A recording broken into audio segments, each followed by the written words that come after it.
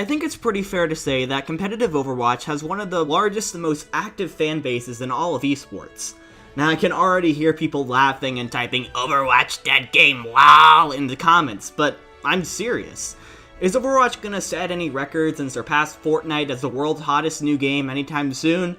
Probably not, but the game still consistently ranks in or near the top 10 games viewed on Twitch, and that's no small feat. However, most of the fan base is centered around, well, the Overwatch League, and for good reason. Blizzard isn't doing very much to support its tier 2 scenes right now, and as a result, the Contenders scene is just a fraction of the following that the Overwatch League has on Twitch, YouTube, and Twitter. As a result, all Overwatch League teams and players are way more popular than any tier 2 team. With one exception. The team that, in an r/competitive Overwatch survey, beat out half of the Overwatch League teams in terms of popularity. If you're unfamiliar, let me introduce you to Runaway, the most popular team that hasn't been on the Overwatch League stage yet. But we have a long way to go before we talk about that. To truly understand the story of Runaway, we need to go all the way back before Overwatch even existed. You see, in order for anything to run away, there has to be a runner. Lucky for us, we happen to have just that. Yoon Dae-hoon, known as Runner in-game, was a League of Legends streamer pre-Overwatch on Africa TV, which you can pretty much think of as the Korean Twitch. Runner rose to popularity on the site and often hosted mini Runner League tournaments when the game's competitive scene was in its beginning stages, much like Overwatch is now. As a part of these tournaments, he saw potential in this player named Faker, who was then a complete unknown and was struggling to find sponsorships and team deals. Runner invited Faker onto his league where he performed incredibly. Participating in that tournament all those years ago is what is said to have made Faker a more well-known name in the community, and what eventually led him to join SKT Tier 1, which went on to dominate the league scene for the next few years, becoming the first to win the League of Legends World Championship back-to-back in 2015 and 2016. Faker himself, according to the League of Legends eSports website, not only is he the best player today, he is the best player to have ever played the game. So now that we've established that Runner has a heck of an eye for talent, imagine what would happen if he moved to this hot new game called Overwatch, which obviously he did, or else I wouldn't be making this video. In the very, very early days of Overwatch, Runner participates in a few Overwatch tournaments that are sponsored by Africa TV, which, if you've watched my Miro video, is the same place that Miro met Eska. For Runner, this is the place where he met a Genji player named Haxel. Fun fact, he also played with Ryu Jae-hong in this tournament, but they ultimately didn't end up sticking together. These tournaments are really what established a lot of the players that we know and love today. Anyways, Runner's Lucio and Haxel's Genji would form the core of Runaway in their first ever appearance worldwide in Apex Season 1, along with Shine, Mono, Kaiser, and Quad. They had no sponsors or coaches, but they did have heart, quirky pink sweaters, and a superstar Genji. In fact, in a group where they were expected to get swept, Runaway pulled off a huge upset on a Western team called United, who would go on to win the group they were in. This ended up being the outlier though, as Runaway would end up getting relegated by the end of the group stage and would end up having to earn their spot back in Super Week, which is kind of like what Contenders Trials is today. However, Runaway went into this adding players Coma, Bumper, and Cox at the expense of Quad, Mono, and Runner himself, who would end up swapping to a coach/team manager role. Runaway ended up not losing a single map in Super Week, and were given the chance to take a second crack at Apex, and this is where their legacy truly begins. With Season 2 came even more additions. Runner was back as a player, and they brought on a new DPS player named Stitch. Stitch was a complete unknown at the time who was noticed by Cox and asked to join the team. According to an interview by Invin Global, Stitch said, "At first, I didn't want to. I told him, why would I join Runaway? I'll join a better team. Then he promised me that if I join Runaway, he'll make me rich, so I ended up joining." Well, at least he knows his priorities. This roster of 8 went into the season with few expectations. Sure, they had charm and they stuck out with their pink sweaters, but they had no team house, nor did they have an organization.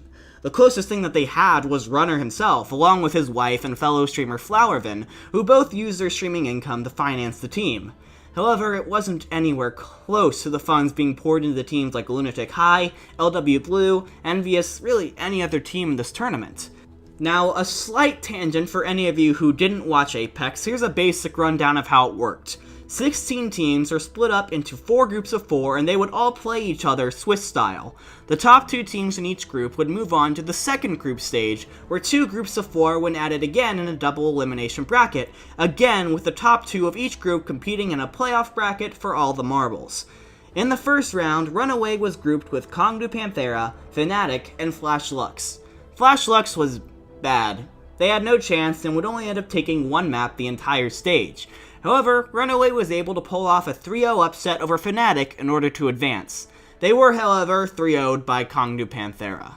So Runaway would end up making it to the second round, which wasn't too much of a surprise. They simply were the beneficiary of a seriously underperforming Fnatic team. But this is where things really get interesting. Let me set the stage of round 2 for you. You had the Season 1 semi-finalist Kongdu Uncia. You had the tournament favorites and powerhouses Lunatic High. You had last year's winner and the last Western team remaining, Envious. And then you had Runaway, whose biggest achievement prior to this was an upset of Fnatic. Betting on them was practically suicide.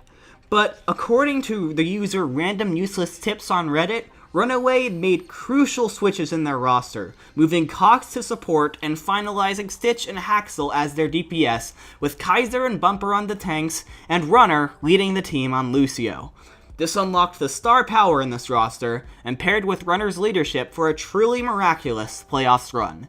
They started by upsetting Uncia, which was plausible since they had struggled against lesser teams like C9 in Stage 1. This set Runaway up against Lunatic High next, with the winner moving on to the playoffs. This was expected to be a very short game where Lunatic High simply flexed their muscles and swept aside a lesser team. Many Western viewers tuned to watch the slaughter before Envious was on with elimination on the line. What they got was one of the most intense back-and-forth 5-map series in the history of the game to that point, finished off beautifully with the now famous Runner uppercut, when upon winning, Runner got a little too... Eska can't do anything! I can't believe it. Runaway coming in on paper. Oh my. Such an underdog in the semifinal, and they will win it 3-2. Runaways going to the semifinals. And Runner he's so excited. The he is breaking the booth. Excited. This was the game that truly made Runaway a fan favorite. With Envy losing its game afterwards, much of the Western audience decided, of course, to rally behind the scrappy, charming, orgless underdog, and they did not disappoint. Runaway would end up drawing LW Blue in the semifinals, which had many players who would go on to become the NYXL.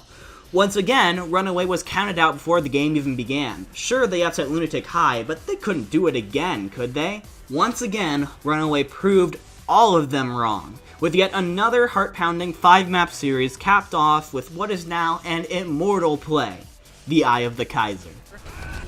The King of Earthshatters in this tournament needs to come up big here if he wants to send his team to the finals. Looks like they're going to have to wait, though, as Bumper goes down, and this push probably going to get stalled out. Oh, a 5-man Earthshatter, though. They're going to give the Nano boost. Kaiser! He gets 2. The Eye of the Kaiser. Can they get it the rest of the way, though? It's got a long way to go. It's a team fight. It's a team wipe. Unfortunately, Runaway would not be able to win a 7-map rematch against the Lunatic High in the finals, but they came away with something much more valuable: recognition. These guys, with no organization, just took down some of the strongest teams in Overwatch history. They had been immortalized, and it felt like nothing could stop them. However, as the hype died down and the off-season began, Runaway's lack of funds was exposed, and the fairy tale started to crumble apart. According to an ESPN article, various sponsorship offers depreciated, then disappeared. Kaiser left for Cloud9 in an untimely departure, and the continued lack of a team house was starting to take its toll on the squad's synergy. Runaway entered Apex Season 3, and before you could blink, they were out, losing to a Freak of Freaks and X6 Gaming in matches that showed none of the clutch plays and synergy that was there just a few years ago. Runaway was a shell of its former self, and behind the scenes, Runner was quietly planning to call it quits. Even though what he had built meant so much to him, he was simply struggling so much financially. Any time spent not streaming was time where he wasn't making money, instead funneling his energy into a pipe dream that seemed impossible at this point when he could be spending time with his family. But then, luckily for all of us, Flowervin changed his mind. She was quoted as saying, "These kids deserve one last shot. They all stuck with Runaway just because of you. It's okay if our family has it tough for a while. Let's get a proper team house and give our players all the support they need." So they did, sacrificing nearly everything in order to rent an apartment for the team. Runner specifically decided to take all coaching responsibilities even if it meant foregoing nearly all of his streaming income. If Runaway was gonna burn out, they were gonna burn out hard. After looking around for a while, Runaway finally got Logitech to sponsor them with equipment. The players offered to help pay the rent for the apartment. Xenix Creative donated gaming chairs even though they weren't a sponsor. A fan even anonymously donated a washing machine. Runaway came into Apex Season 4 with renewed vigor and synergy. They signed TZ and Jay Janu to bolster their tank line, and their matches were suddenly reminiscent of that Season 2 magic that fans originally fell in love with.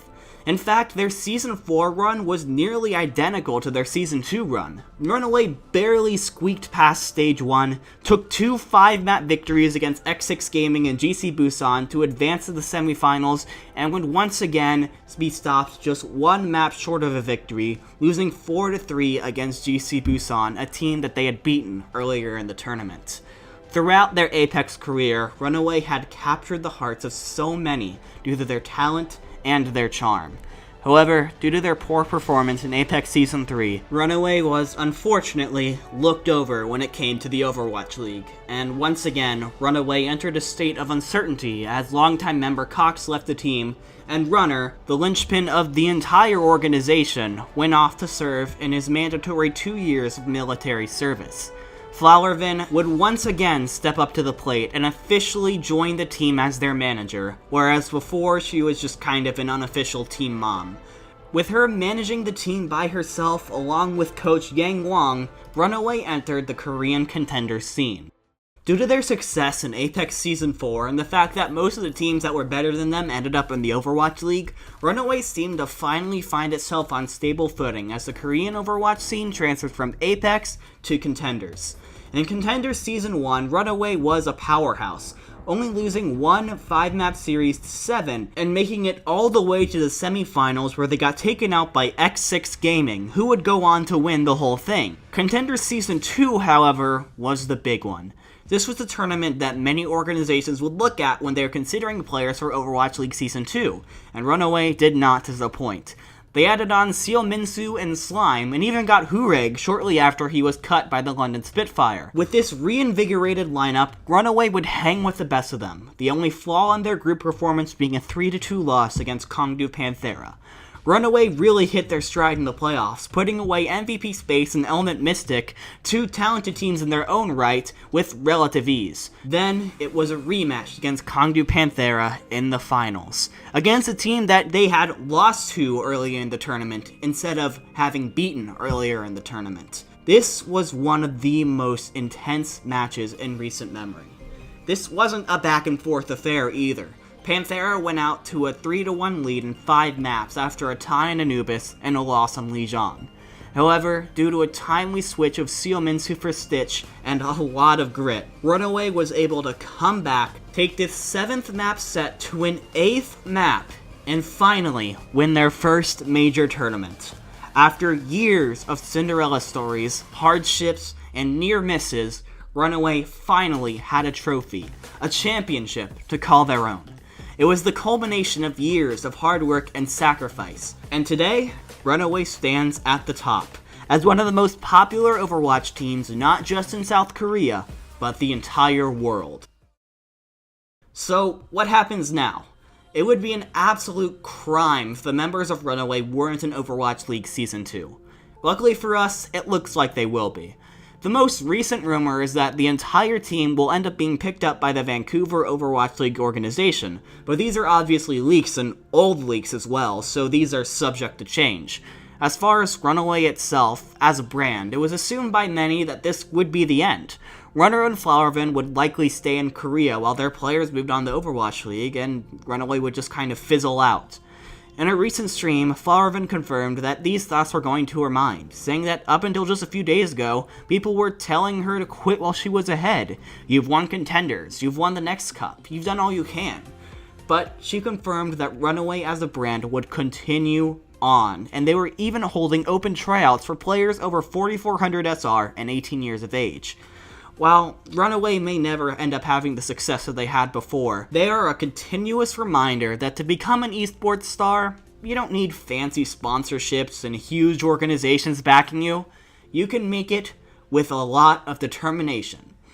And a pink sweater doesn't hurt. I get it.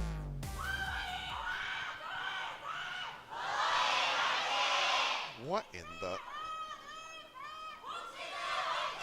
Can somebody clip that and send... I don't know what the hell just happened. I don't know if they can hear it as well as you and I heard it in the stream. I mean... Thank you guys so much for watching this video. To be honest, Runaway did so much and has had so much impact on this community that it's hard to quantify it in 10 to 20 minutes. Every single person involved in this team could legitimately have their own video made on them, but I hope I did them justice. If you enjoyed it, consider leaving a like and subscribing for more Overwatch League content. Until then, that's all from me. Don't get tilted.